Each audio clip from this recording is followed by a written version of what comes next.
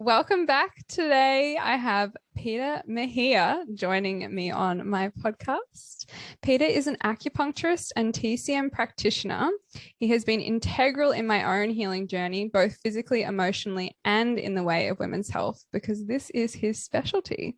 So I'm very excited to have Peter on today to reflect a little bit, but also to learn something and learn more about women's health. We always need to learn more in that field. So thank you so much for coming on the podcast, Pete. Thank you so much for having me. It's such a pleasure to have a chat to you about all things women's health related, and hopefully we can go on a small tangent for people that are listening, and they can learn a little bit more beyond the women's health. But we'll try to keep it as much women's health as possible. Yeah, you and I will just get chatting about that stuff, and we'll see if it ends up anywhere else. But it's exactly how it's meant to. I can't wait. So usually I start off the podcast by asking my guest, that being you today, to share a little bit about your journey and how you have become the person sitting in front of me. And I think the key thing that you often get questioned about is like, you're a man and your specialty is women's health. Like, how does that even come about? So if you would like That's a good question. Very good question, because I don't blame people for the skepticism, and and the other thing as well is that obviously viewers can't see me, but maybe they'll see a photo when you upload it. And this was part of the reason I went into women's health. So I'll try to give the short version. Pretty much at uni, I started studies as a naturopath. So a lot of people, if you pay attention to that sort of the Instagram content and the way I speak to people and educate a lot of my women in the room, it has a lot of naturopathic principles in the sense of sort of diet, sort of emotion, talking about things like stomach acids. Very far from, I guess, what a traditional acupuncturist or a Chinese medicine would educate their patient, in the sense of like talking about meridians and energy medicine. But anyway, my background in speaking to people, and my passion and in speaking to women about things in a more Western way, comes from my background in studies in naturopathy. And then I transitioned into acupuncture because at the time at uni, I think I was a bit immature and I was a little bit bored. And I saw some really cool things from studying along Chinese medicine practitioners.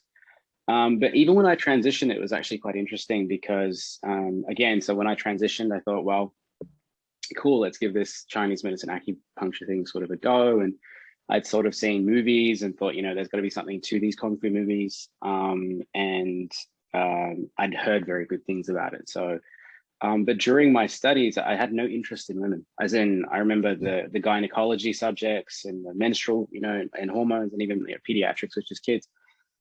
And I just walked out of the room most of the time. Like I was a student that would walk out halfway because I just had zero interest. In my mind, I had solidified the idea that I was going to go out there and treat people for their neck injuries, for their back injuries, because I've always had an athletic background. And that I'd be working, as some sort of personal trainer, working on sort of gut health and then, helping them with their lower back. But so I sort of whizzed through all those subjects with no passion or interest, but it wasn't until I graduated and was given the opportunity to work in my first clinic that unfortunately, well, everything has its place as to why we go through challenges in life. And, it's a challenge that and an obstacle that I'm very grateful sort of came my way. And so the obstacle was essentially the person that had employed me for the concept of treating musculoskeletal ideas. And I remember being hired, and it's so easy to retell this story because she looked at me and she's like, you're a very lovely man, but I don't like the way you look. I don't like your hair. I don't like your tattoos. I don't like your piercings. At the time I had maybe like 2 piercings. And she's like, if you want to come work for me, you have to completely change the way you look. And I just remember like my heart sinking. I'll never, ever forget the feeling, because here I am thinking, well, amazing. Here's a job opportunity. And to be honest, I kind of felt like crying. Like my heart broke, because I'm like, I'm here to help people. I'm here, it's alternative medicine, and you're trying to tell me to look corporate. She's like, you got to wear a shirt, you got to wear rings. She's like, because I've got, tattoos on my hands. She's like, I want you to put bandages. I don't know. She's like, I don't care what you do. If you want to work here, you have to become another person. Wow. And women essentially won't want to be treated by you. You're not going to be able to cut it with women because they're going to be too intimidated. They're going to be too scared. And they're just not going to pay money to come see someone like you. Wow. And yeah, when I heard that again, like I was like, wow, like you felt like, you know, like I was this big tree that someone was just hacking down. And it was the biggest shock. And I just remember seeking guidance from a you know, good friend and mentor of mine, so he's still a mentor of mine. And I remember saying to him how I felt. And he's like, well, I hear you. But he said to me, look, bite your tongue. It's an opportunity nonetheless. Go in there and show them what you've got. And that's exactly what I did. So I think hearing those things, as painful and as hurtful as it was, I was set out to prove a point. And my point was to be the best fucking women's health practitioner, or one of the best, and show that particular individual that I was going to crush it. Now, what I didn't anticipate was that I was using that anger and frustration and pain to drive my to drive me into hitting the books, reading everything that I'd ignored in uni, and then some, you know, doing extra courses, paying and investing in myself as far as my knowledge. And what I didn't anticipate was the fact that I was actually going to absolutely fall in love with it. And that was the best part. So I turned my motivation into inspiration. And as it happens, then it started becoming an automatic thing. You know what I mean? It went from like, I'm going to prove you wrong, to, all right, you know what, I've done that. I don't really care about that. I'm not going to thrive off pain anymore. And I'm going to start thriving off inspiration. And the inspiration is because I want to wake up doing this every single day. I want to wake up and help women. I don't, whether it's something I get paid for, or whether it's something that, you know, is something I have to do for free in a charitable method. I just knew that, and even my wife teases me now. She's just like, I don't know why you have such a passion for it. And I said, because there is so much suffering in the women's health, and it's becoming quite a big thing. So, I mean, this is now going back almost 10 years ago. So I've been in practice almost 10 years ago, before women's health was a vogue, you know, category.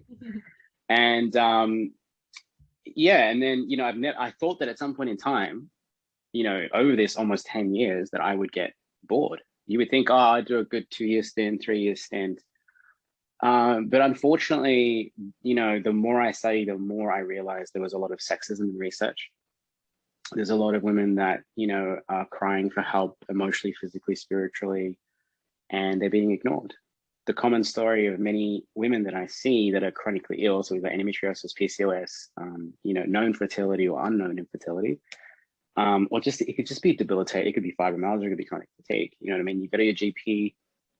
There's nothing against GPs, but people need to understand that GPs and doctors are about emergency medicine. They're not about optimization of the human body and soul and the mind. Yeah.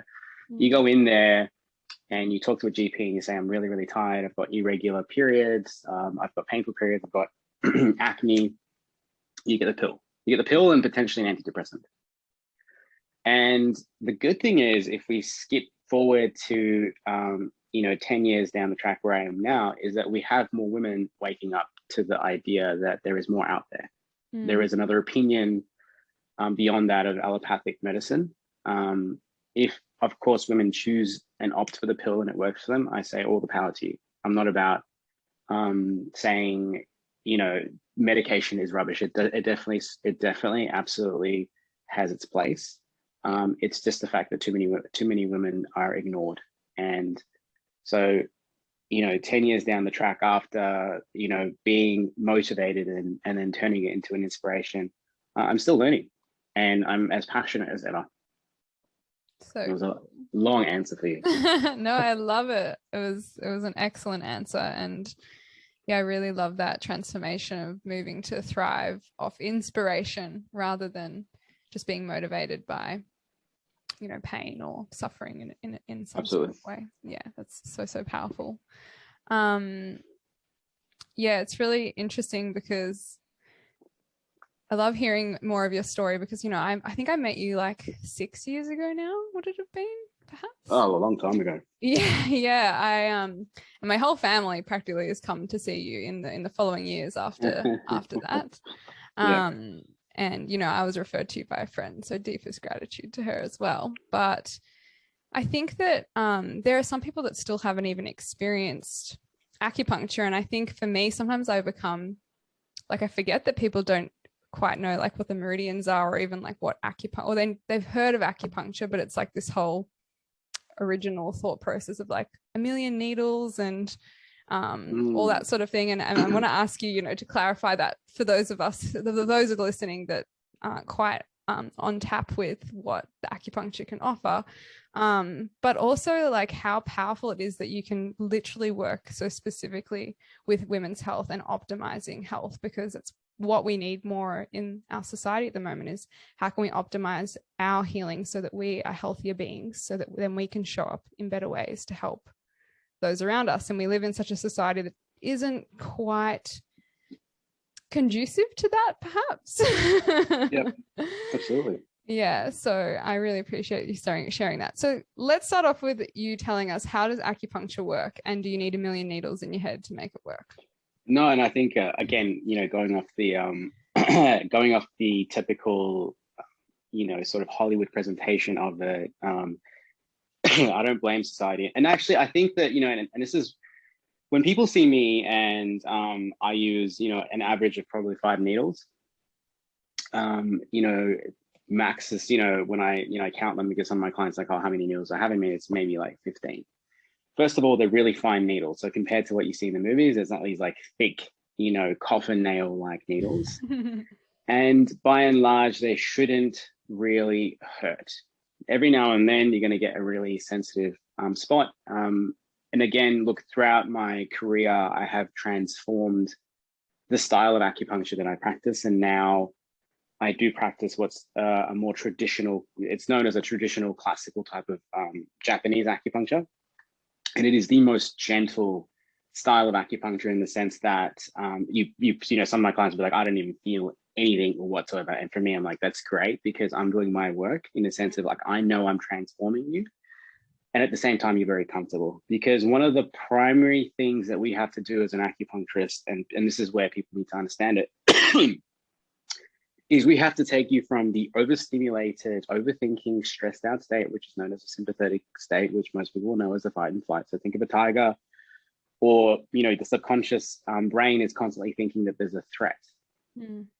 For anyone. So obviously in an acute phase, if there was a tiger, the first thing you want to do is you just want to get the fuck, you just run, jump the fence, do what you got to do. And hopefully it lasts for maybe no more than half an hour, no more to an hour. And then you settle, and then your heart rate hopefully comes down. Hopefully it's not overly traumatic. You survived. That's fantastic. That's an acute response. But now what we're doing in society is we've activated that same system. Only 2 things. There's no tiger. Instead, it's your, your relationship you're not happy with, your job you're not happy with, micronutrient depletion because the inflammatory food that we're having. So your body is just running on a thread. It's depleted massively of magnesium, which helps nourish the nervous system and keep us calm. And, we're always comparing ourselves, what I mean? As far as we're looking at Instagram, we're looking at, the news, and we're in this constant fear state. And so when people come in here, one of the first things that they'll experience with me is that I'll feel their pulse rate. You know what I mean? And there are different reasons, as in we have different finger positions that tell us and gives us this amazing glimpse as to I might have like 5 patients presenting with the same period pain. And through pulse taking, we can figure out, so we've got, for argument's sake, 5 Marys. And through pulse position taking, the 5 Marys are extremely stressed out, but because of their genetics, because of their trauma history, because of their gut health history, were they cesarean, were they vaginal birth, because of all these different things, that stress response is going to affect the 5 different women in front of me in different ways. Some of them will get IBS as a presentation. Some of them will get more adrenal dysfunction and fatigue. Some of them will get insomnia. And so the primary basis of acupuncture is to, first of all, calm all of them down. So bring them back into the parasympathetic state. That is, as soon as you get the gentle stimulus, the process is about calming you in that moment in time. Kind of like a fast-tracked meditation. The moment we get your heart rate down from like a 90 to 100 beats per minute into a 70, 60 beats per minute, your body's going to go into a healing state. That's what the parasympathetic state is all about. We're also going to stimulate the vagus nerve, which means that you're going to get a profound anti-inflammatory, nerve-regulating, gut-regulating, hormonal-regulating response. And that's one of the most powerful things that acupuncture does, is working on the vagus nerve. From there, we will then move on to customized acupuncture points. So like I said before, Mary number 1 might have IBS. So there's going to be points associated to enhance her digestive function. This could be enhancing her stomach acid production. This could be enhancing the movement of her gut. Mary number 2 may be an insomniac. So the needles will be centered around helping the stress system, but also helping her sleep. Because when you're sleeping, you're healing. Mary number 3 might have lower back pain or endometriosis that has a presentation of an inflammatory response. Again, we're going to be placing needles that really help regulate the inflammatory response. So there's very real things happening. And of course, the majority of my clients, when they see me and they receive acupuncture, some people fall asleep on the table, which is like, it's a badge of honor. Yeah. You know, I come back into the room sometimes and people are like literally drooling on my pillow. And other people, you know, I'm sort of trying to teach breath work because they're just not at that level yet. They've got that monkey mind. And that's the other component to the type of practice I have is I'm a huge educator.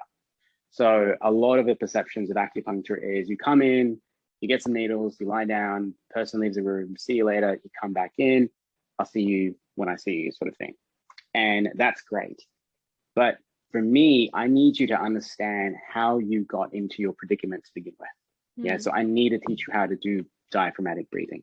Because if we do the needling and then you go out into the world and we haven't had the honest chat about your marriage or about your job and how to moderate those things, or how you can go into a diaphragmatic breathing, something I love a lot of my clients to do is to try and kick their feet up on the wall for anywhere from 10 to 15 minutes, because it's another way that you can bring all the blood back to the heart, slow down the heart rate. It's very easy for a lot of people to practice.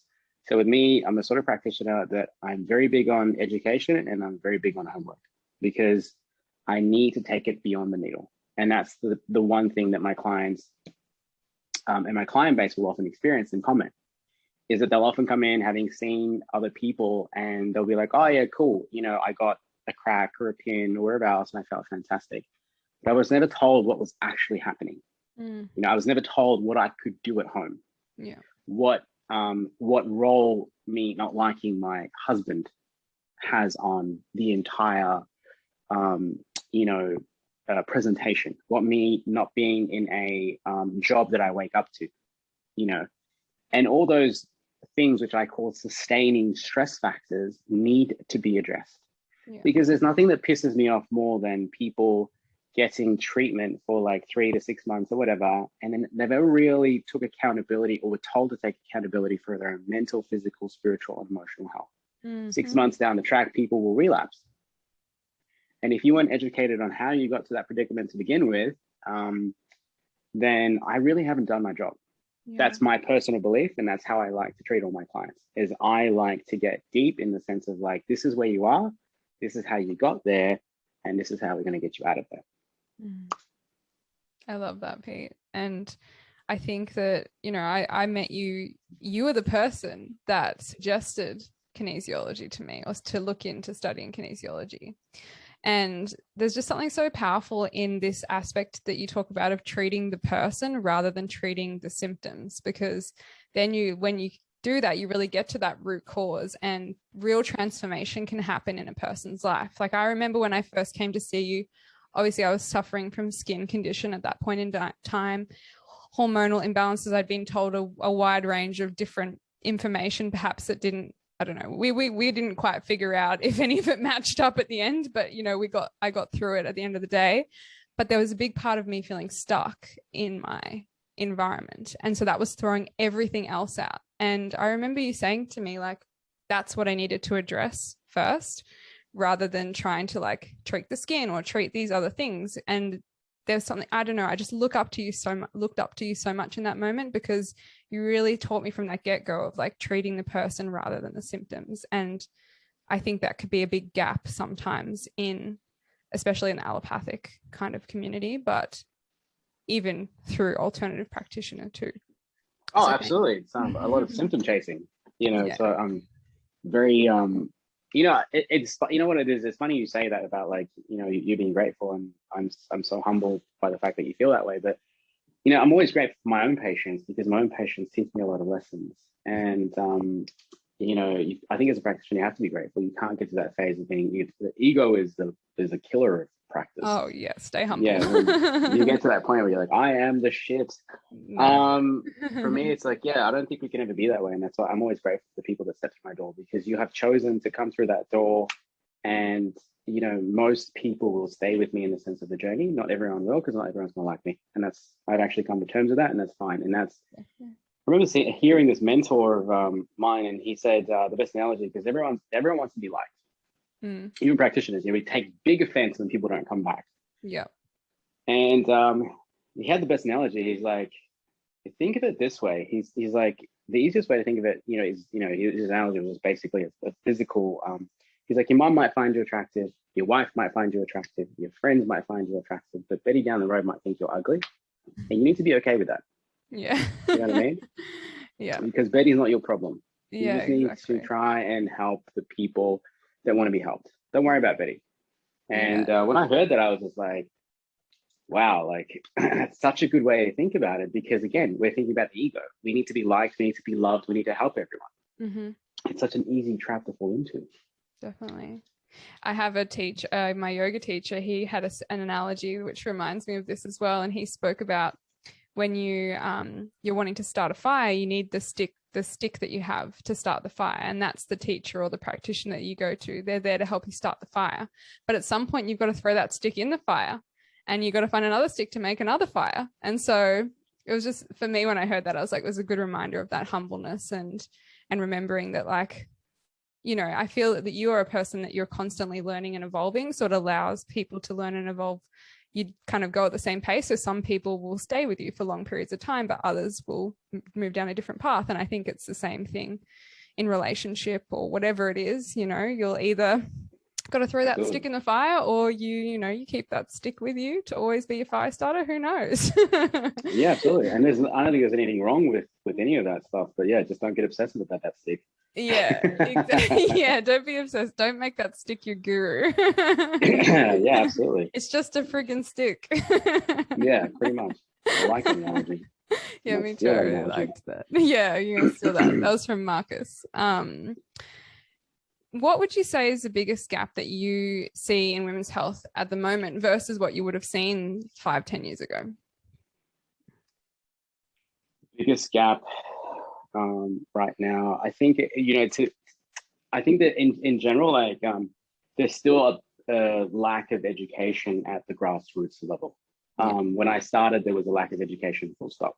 Now with the rise of obviously Facebook and Instagram, of course, those are addictive applications, but it's there's always a world is, as we see it, is all about dualities. There's the positive and the negative, and yes, it's got the addictive nature, but the positive is that now we can reach so much more women with so much more content, but there's so much more content that is still taboo. And and I think that's still what's missing, and we need to take that taboo content and we need to make it the norm. And so this is talking about bowel motions, this is talking about vaginal secretions, and this is taking it to potentially what I would think as a practitioner is taking it to maybe to females in grade 5-6, because their periods are arriving a lot earlier than what they used to be. And then continuing some sort of program for females and males, so that males become a bit more body literate or respectful of what women are going through, instead of using the stigma to tease women and say you're PMSing or stuff like that. I think that both sexes need education, and I think that is still lacking. And I do have a lot of clients who are teachers, and it's still not a discussion. First of all, they don't know anything about it themselves. So when they're learning things from me, they're just like, oh my God, I wish I could take this to my students. Yeah, these are fully grown women that are teachers, and they're like, I wish I could. So I think there needs to be a program that begins to normalize and educate what truly is a healthy period. As in, like, what length should a female be looking for? When is ovulation? When are you most fertile? When are you least fertile? And, if you look at today's society as well, unfortunately, we are seeing people becoming more sexually active earlier. Yeah. So never has there been more of a reason to educate young women and men on the ins and outs of your body. so that you know what's happening, what is truly, what level of period pain is acceptable period pain. When should you see a doctor? When should you see a practitioner? When should you just self-evaluate your dietary intake of, say, sugar or stimulants? Because one of the things that I even see, when I drive to the clinic, I often see young females with like coffee in their hand, you know what I mean, and they're in high school and they look very young. And it's just things like that where we need to, we just need so much education around the body, and what the external things we're doing is impacting the internal. Because if a female learns to harness the power of their cycle, and it's a very powerful thing, it's an amazing thing women have, we might just see a next generation of women be completely different and self-sufficient and just more body literate. And I think that would be a beautiful thing. And I think that's just something that's definitely missing, that didn't exist now, but we've got more information and content out there, but we're still missing education at a grassroots level. Yeah, definitely.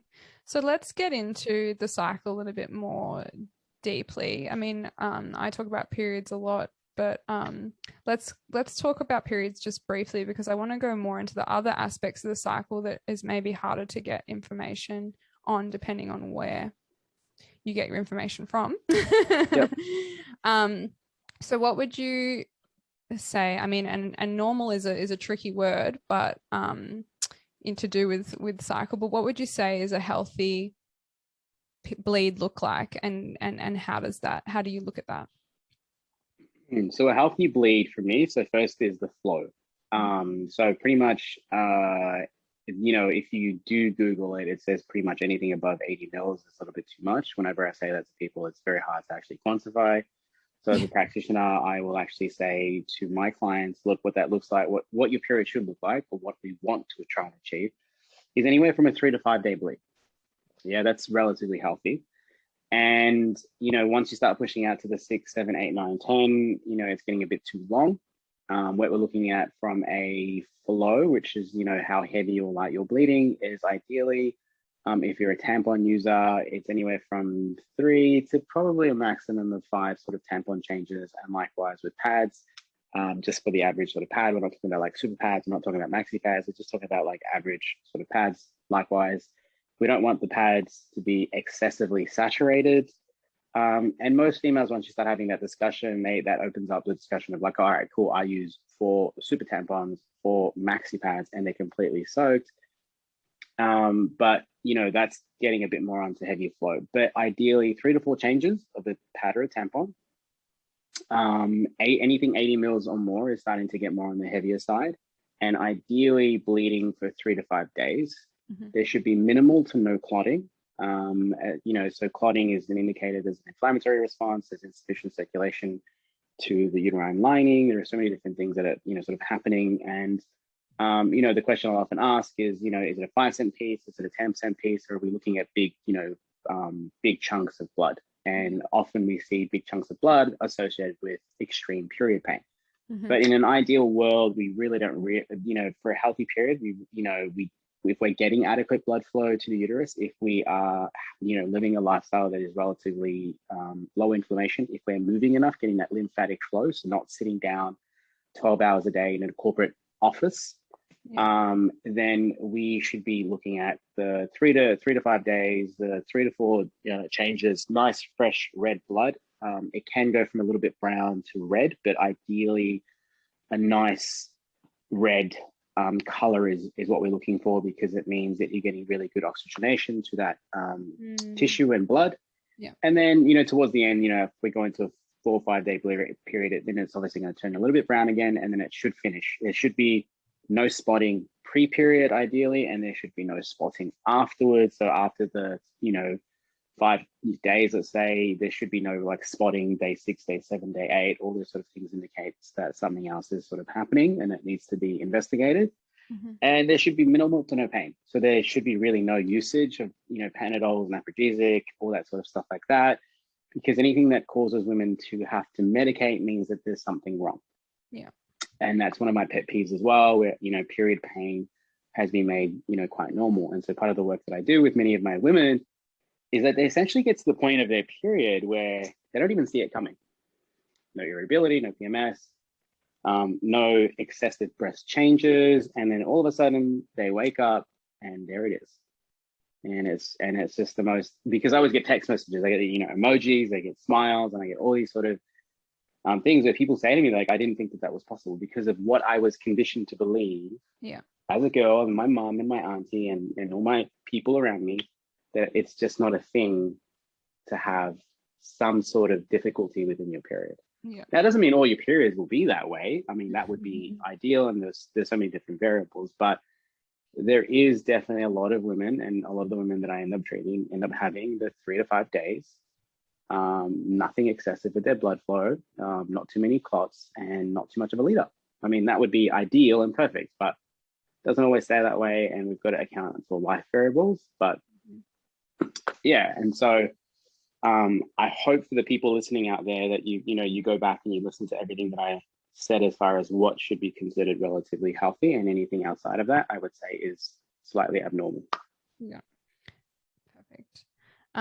Let's move into discharge. So I want to talk a bit more about discharge, because this was something that I found very hard to find information on besides our discussions when I was like learning more and more about this sort of aspect, like what kind of discharge is normal, how it should look, what does ovulation discharge look like, how can you get to know your body in the other phases of your cycle rather than just the more symptomatic phase of your cycle, which is the period. So after you finish your bleed, what does your discharge look like up until ovulation, or should you not have any discharge at all? It really depends on for me, it really depends on how youthful an individual is. So the other thing that I really want to make clear is that there's a huge difference between a period, which is something that is followed by ovulation, and a pill bleed. Yes. So for the purpose of this discussion, nothing of what I'm going to discuss applies to if you're on the pill. Yeah, well, maybe come back to that at the end would be good as well.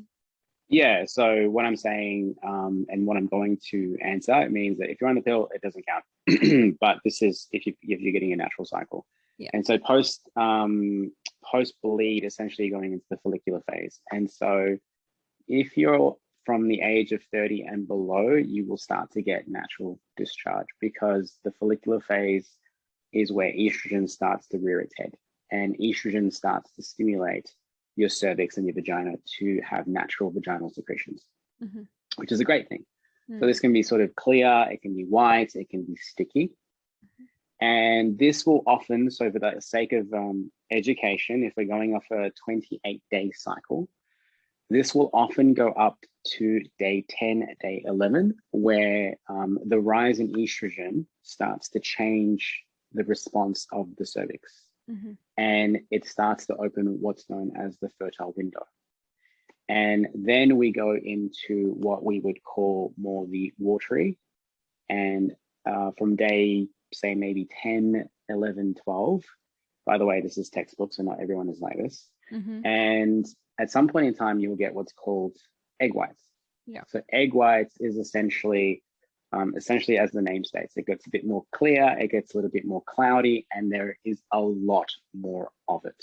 Yeah. Often happens between day 10 to 14, 15. So there's a big switch. So a lot of my females, I try and get to really pay attention. So the moment you finish your periods, when you're going to urinate and you're wiping, what does the toilet paper look like? Yeah. Yeah, and it's the most important thing, because again, these are taboo subjects. And every female I talk to, I'm like, do you look, it's kind of like stools, do you look back at the bowl? And all these things are so critical in the sense that, yeah, you want to see a relatively sticky, you want to have some level of vaginal mucus, because you want to know that vagina is like, its self-cleaning mechanism is there. You want to make sure that it's not yellow. You want to make sure that there's no excessive smell, and that there's not a bacterial issue like bacterial vaginosis or a candida. And there should be no like excessive level of itching and swelling and redness.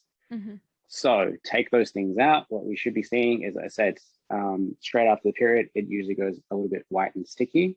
And then it starts to become more fluid-like as you approach day 10, as your estrogen levels rise and the cervix is stimulated a lot more, preparing you for ovulation. If you're trying to conceive, that egg white mucus is going to be like the petrol station for sperm.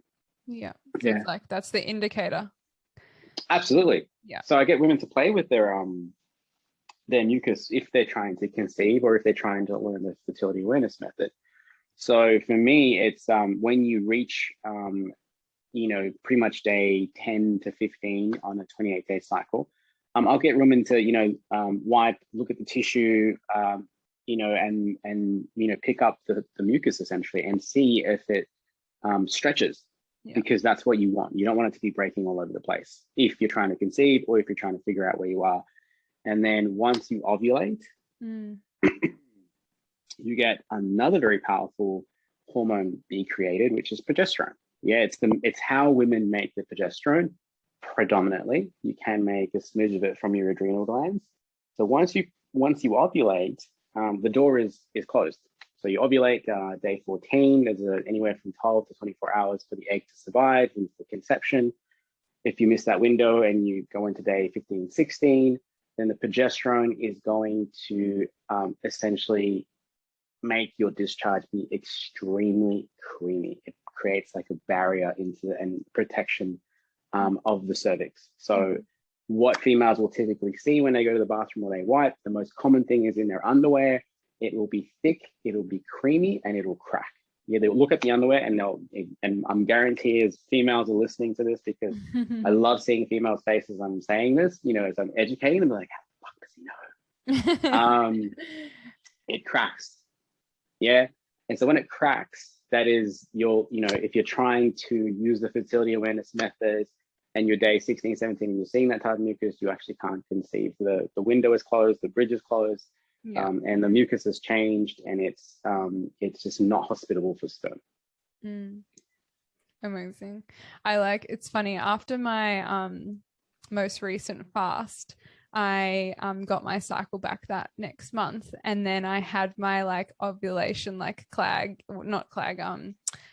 stretchy egg white come up and I had a friend here, and we were like, oh my gosh, yay, she's fertile again, because after fasting sometimes you're like, is this going to take a little while for my body to come back to who it was? So yeah, it was funny, and it's interesting. Like I did it, I've mentioned this podcast a lot of times that I did with Alex about connecting to the different phases of the cycle and with the seasons, and you feel so good at that time of that month of in that lead up, you're peaking in your best way. So it was really cool to see that physical and then feel that physically as well, of feeling my best. Absolutely. And I think it's really important for I think the other thing that I think it's important for any sort of listener to understand is that egg white presentation is at the peak of fertility. And so I get a lot of clients that will be like, oh, I don't get egg white. They get a lot of discharge, but it's not egg white. It might be more on the cloudy side. When we refer to egg white, that is textbook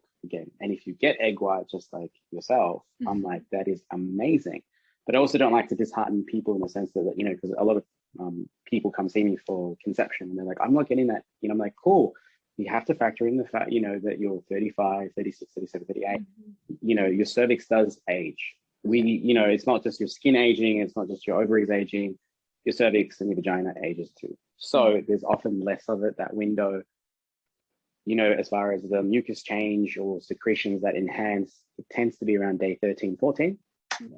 So it's really important for viewers so that they don't feel disheartened when they're checking at day 10 and there's something wrong with me. You do have to factor in age and lifestyle.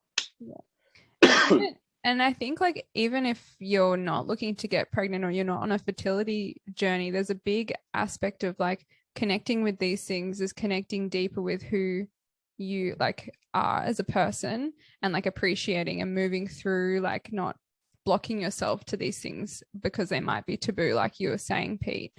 But also the more connection that we can have with our cycles as women, like you were saying, it becomes the superpower. You can really harness things, and then when you do come to the point, if you want to conceive, if that is in the destiny of that person, it's so much easier, rather than something that I have witnessed, obviously going through the things that I had with my hormonal issues, is when I would be going to get my blood tests and things like that, even to show you more blood tests, the doctors would still be pushing me to go on the birth control pill. And I knew that that wasn't in my sovereignty at that time. And they were like, well, why don't you just go on the pill? And then once you want to get pregnant, then you can just come off the pill and sort it out then. And I think that thought process of that is really limiting in terms of who you could truly be as a person. Is it something that you see a lot going on, Pete, that people are kind of given that sort of information as a blanket?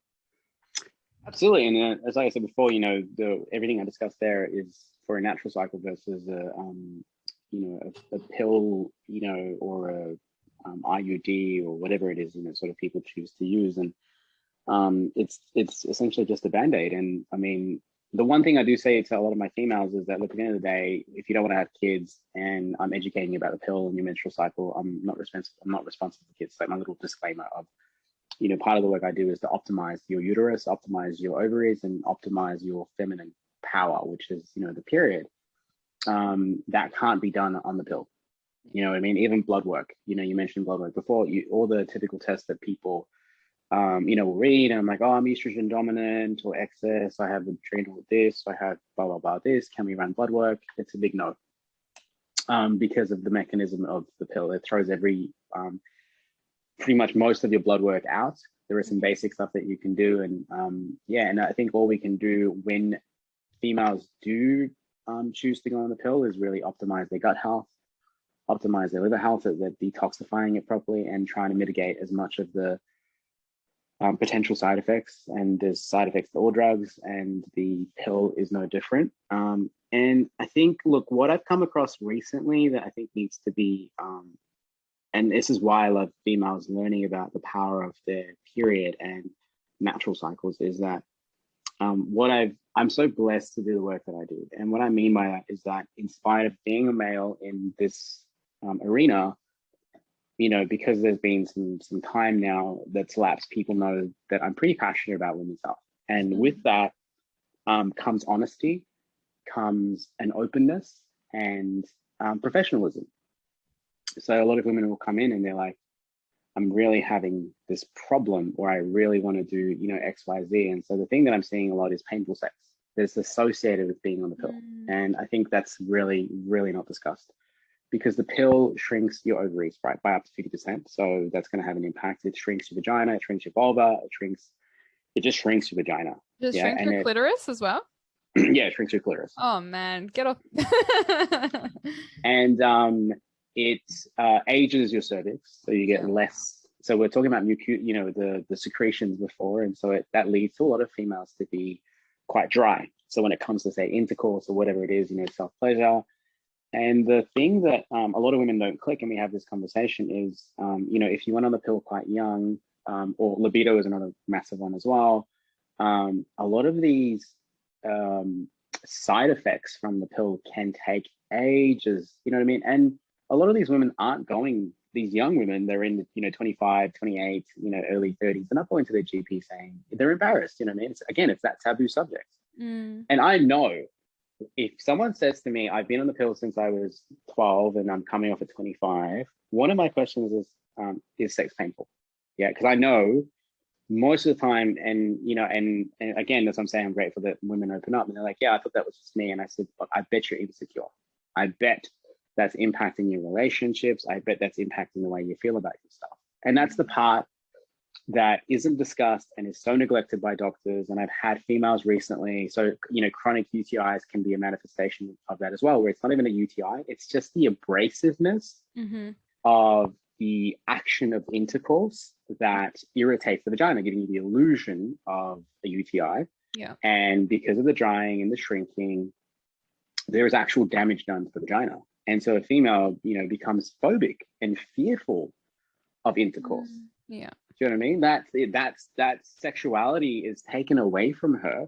Yeah. And when we go through it, it really does bother me in the sense that you see, whether I do a consult online to help women or whether I do it in person, you see their face.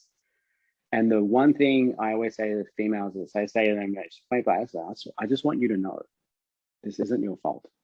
Mm. Yeah.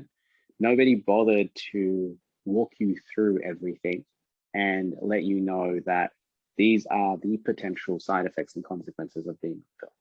Now, the great news is we can restore full function in the sense of like lubrication with the cervix, less pain.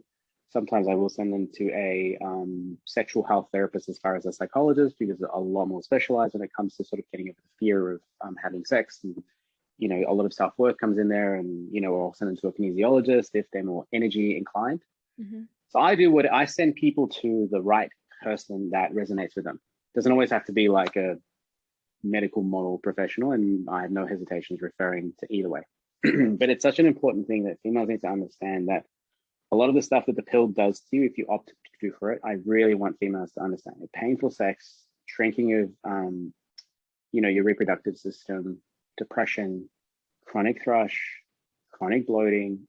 If you're suffering from any of these things and you think that it's the pill, even if you don't think it's the pill and intuitively you feel like something's amiss, you need to have a chat to someone about what it means to have a real and a natural cycle, and what that looks for you, and how to get there. So important, so powerful. Thank you so much for sharing that, because I don't feel that it's talked about enough, because even that subject is taboo, maybe going against what you've been told. But how can we be told so many different things by so many different doctors if it was all the truth, so yeah. And that's why I said their job is like, the job of a doctor is emergency medicine. And people do need to understand that. So when they look at your blood work, if you were to tell them, look, I've got a UTI and the antibiotics aren't working, hopefully they give you further investigations. But if your investigation ends from a Western perspective, understand that they're looking for a drug intervention. And if they can't, validate that drug intervention because nothing's popped up, it doesn't mean it's the end of the road for you as far as what you should be investigating. It just means, you should just either seek another professional opinion. And it's not always going to be a GP. It might be a naturopath, it might be a Chinese med like me, or it might be someone like yourself as far as like kinesiology, in the sense that there might be an emotional,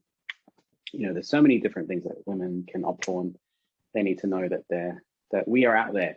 Yeah. They really have options. Yeah. Absolutely. We have options, and there's always the opportunity to choose what feels most right for you. Yeah. I think that's just such a powerful thing, and something that I feel like you have always instilled in me when I've seen you as a client, but even like, us talking from perspective as friend and practitioners to practitioners, is like, how can you allow that person to choose what's right for them and support them through that as well? Absolutely. Yeah. I wanted to quickly touch on something else to do with the lymphatic system and the endocrine system. You mentioned before how movement can play a big part, or maybe when there's not enough movement happening through the system. And I feel that the lymphatic system is probably the most sluggish of our systems in the society that we live in, unless you are like a really good at moving, because it is something that you have to physically move. And so if you're seated all day and you're not moving your body in any way, it's really going to throw that lymphatic system out, which is going to throw everything else out. What do you see as the biggest side effect of that in the work that you're doing at the moment, Pete?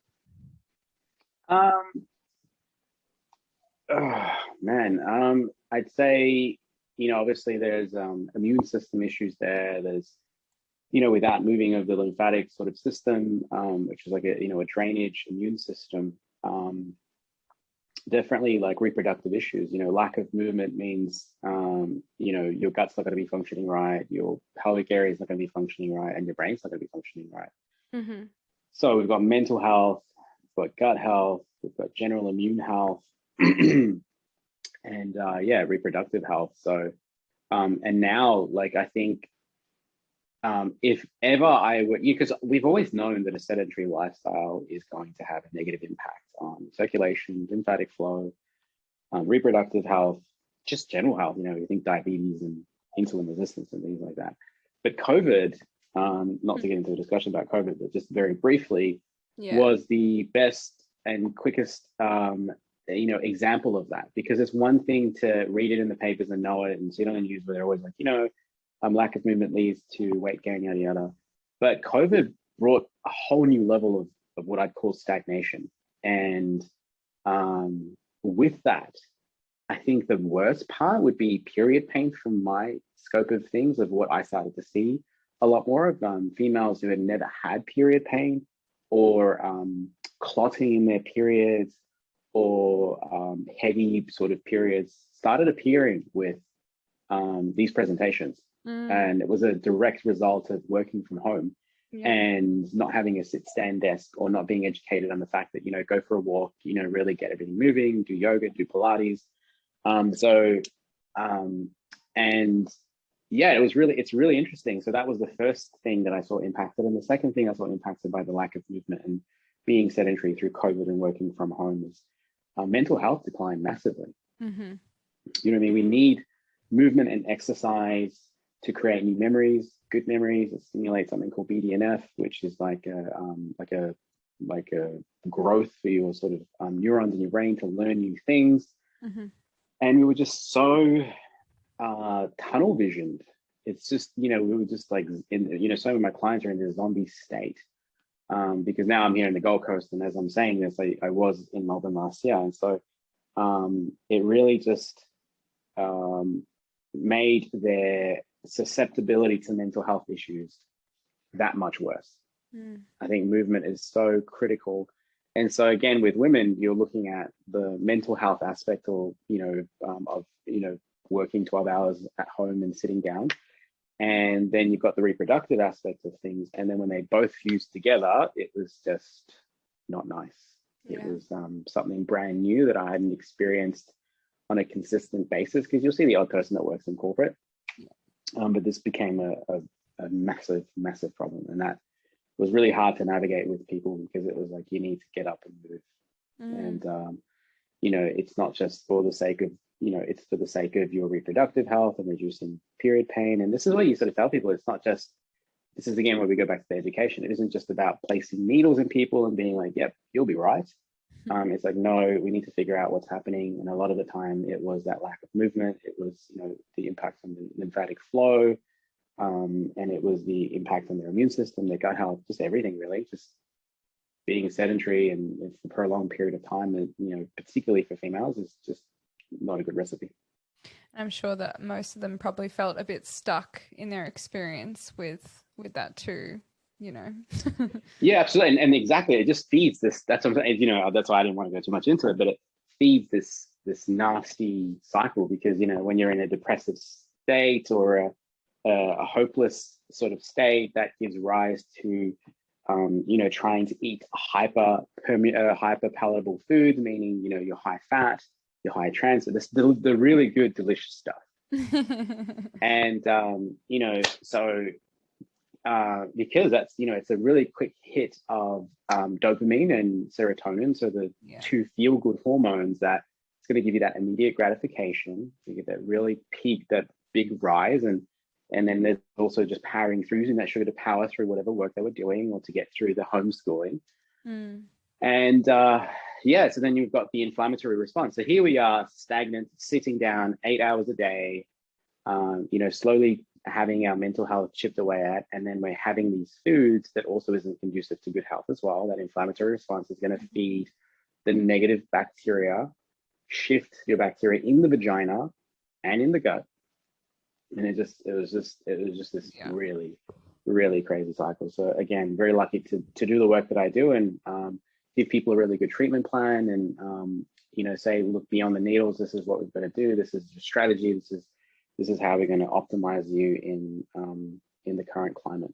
Yeah, definitely, because I'm sure that would impact fertility as well if you're feeling stuck and you can't create the life that you're wanting to create in that moment. 100%. I always relate it back to that emotional aspect as well. Yeah, absolutely. Yeah, amazing. So I have some little fun questions for you, Pete. Mm-hmm. Are you ready to receive them? Go for them. What's your sun sign? I know this, but you're also your moon and your rising. Oh, I have no idea. Well, you're a Virgo. Yes, I am. But you don't know your moon arising. It's all right. We could check it. Sometimes I look it up. Do you want to look it up now? Do you want me to tell you about it? Yeah. You know what time you were born? No, it's that's a bit of an illusion. I've tried my best to get it, but I just feel like the gods do not want me to know what my time of birth is. What do you feel it is in Chinese medicine? What's that? The time of day.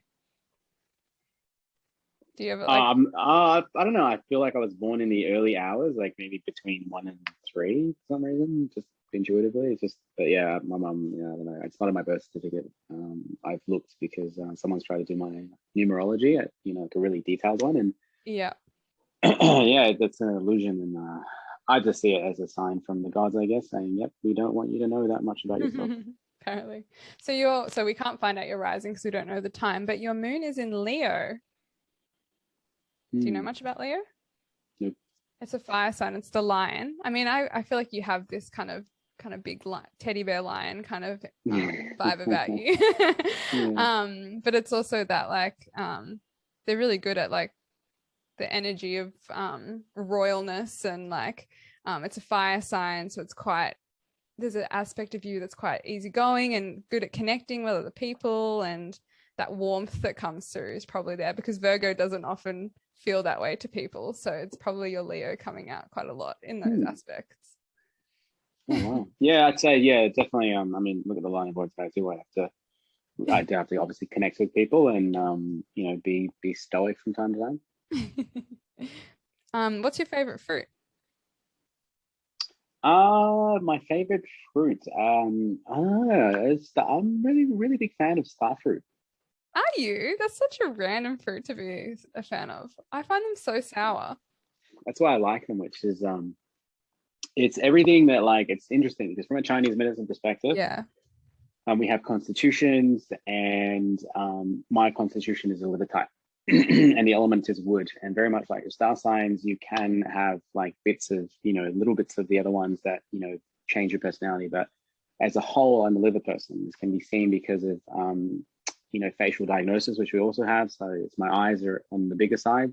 Mm-hmm. So, for those listening, if you've got bigger ears, it's like a kidney constitution. If you've got bigger lips, it's a spleen constitution. The nose is sort of lung. Anyway, so we look at the jaw, the liver jaw, the wood jaw as well going on. Yeah. There's a lot about me that's livery. And so the benefit to that is that people who are livery, unfortunately, we like alcohol a little bit too much. But the reason we like alcohol is that alcohol is very moving. Yeah. So people that are liberation wood, they're prone to stagnation. And stagnation means physical. So it's a very bad idea for us not to exercise and move when we're talking about lymphatics and movement before, because it makes us depressed. Yeah. So training is life. And, for me, I've always been an athlete. Even now, if you take away the gym, I need to go out there and run. Otherwise, I do really feel the mental health aspect of things. The other thing with the liver is there's flavors. So every organ system constitution has flavors. Sour is the flavor of liver. Yeah, I've always been a sour person. So in a sense of like, I always loved sour lollies as kids. Think about snakes and all that sort of jazz. Warheads were the best. And even now, like starfruit, and the other favorite fruit is green mango. Yeah. Passion fruit and green kiwis. And ironically, green is the color of wood. And so we've got the color, we've got the flavor. They all create movement. They make a liver individual thrive. And it's absolutely fascinating because we can apply these things to the general seasons of life. So if we look at how one can look at how we are potentially supposed to eat as a human species. And so we come out of hibernation, we go into the spring, which is the element of wood. Fruits tend to be green because we're coming from hibernation. Green and sour makes the liver move, detoxification. Yeah. It so happens that these fruits and vegetables that are sour have micronutrients to facilitate that and change the gut bacteria. And then we go into the summer, which is party time. It's the time of the heart. It's a time of passion. And we go into the more sweet. Yeah, we can pretty much, ancestrally the sun is out, testosterone is out, it's party time. It's a time of passion. But anyway, I am a liver person to the core.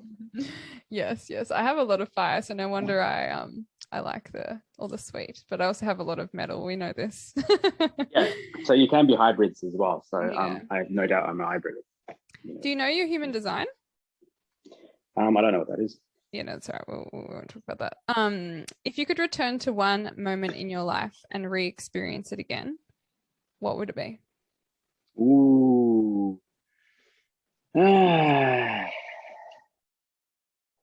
wedding. I love that. I'm sure your wife would love that you gave that answer too. It's because we sort of I'm always passionate about teaching people to do things their way. Don't consume to the ideas and belief systems of society or there's tradition, which is beautiful. That is what we have to pay homage to. And then there is like there are things that just need to be phased out. And so when it came to the reason I love our wedding is that, we didn't have this gigantic wedding of heaps of people and you spend the whole night just greeting people you've never seen before, you'll probably never see in your life again. Doing things to please either one of our parents. We sort of took it overseas to a place that holds a very dear place in our heart, which is Boracay Island in the Philippines.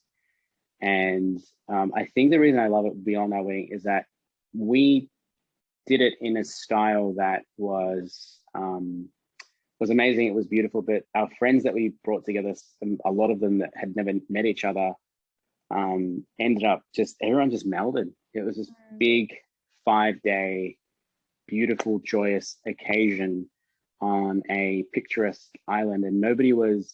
You've got to weddings and people don't talk to each other and they need alcohol. This wasn't us. This was because we were on an island and with the way we had done it with regard, just to meld everyone. Everyone was pretty much like besties by the end. No, I love that. And so, yeah, everyone was hugging, everyone was dancing. It was just this incredible. And the surprise at that time, which is the other reason, was that nobody knew my wife was pregnant. She was 10 or 13 weeks. And we sort of announced it at the wedding, which was, extra special. And whenever my son watches our wedding clip, he's like, I was there. And he's like, I was in mum's belly. And, he's just like, I was at the wedding. Yeah. And he's always like, I can't wait till you guys have another wedding. Of course he's saying that. So yeah, definitely that's where I'd go back in a heartbeat. Beautiful. Would you choose the forest or the ocean if you had to pick one? Ocean. And I can't be far away from it. Is there a certain plant or flower that you work with the most? No, not really. Not really. I think lately, just by coincidence, I've been smelling a lot of jasmine. One of the places that I trained under, here on the Gold Coast, I trained underneath someone, and he's just got jasmines, and every time I smell it, it's just so, I don't know, it's so simple and so beautiful. Really, I don't know why it really resonates with me. Yeah, I love this when you get that tinkle and it's like almost a euphoric experience to your nose with jasmine. Yeah, absolutely. Do you have a favorite crystal? Maybe I can guess your favorite. I know your old I've been, the old favorite is citrine, and I think citrine is always going to be really. But lately, I would say obsidian has become one of interest. And that's so funny. I'm wearing obsidian for our podcast, and I just put it on this morning. Yeah, well, there you go. Because I've got one as well. Yeah, I just love its meaning. I think that again, with everything that's happening, people need to be faced with their self, and that's the hardest journey, is to go against yourself. And people, again, looking at the external, looking at other people's opinions, and it's like to go internalize and to come head to head with your own insecurities and everything out. It's something that I really love, bringing up with people, and myself included, because I'm not perfect. Yeah, we're constantly working to be even more beautiful versions of ourselves. Absolutely. Last one. What is your spirit animal? If you're an animal, what would you be?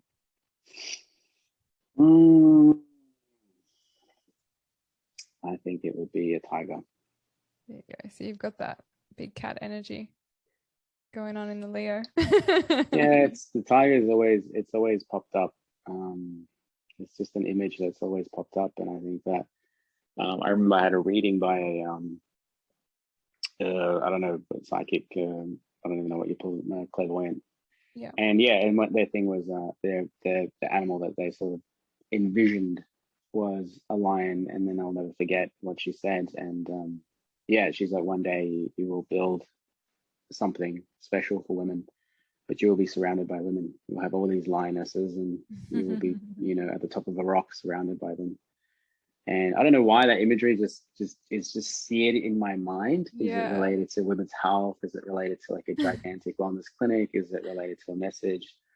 I don't know, but yeah, she's like, you don't have anything to worry about because women will have your back.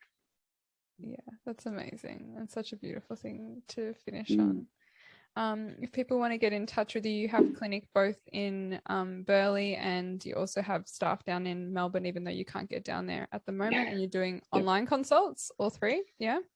Yeah, so I do like a lot of online consults. So we go through all the different women's health things. It's become a common thing because of my training in naturopathy and functional medicine. But yeah, and Instagram is probably the best way to reach out if anyone is interested in connecting and having everything looked at from A to Z. Amazing. That's the best platform. Yeah, I'll pop it all in the notes. And you also have some great reels with tips and things like that. Yes. Inspiring me to do mine a bit more. So yeah, that's great as well. But thank you so much for coming on the podcast, Pete. It's been such a pleasure to connect with you and have a chat. Thank you very much for having me on. All right.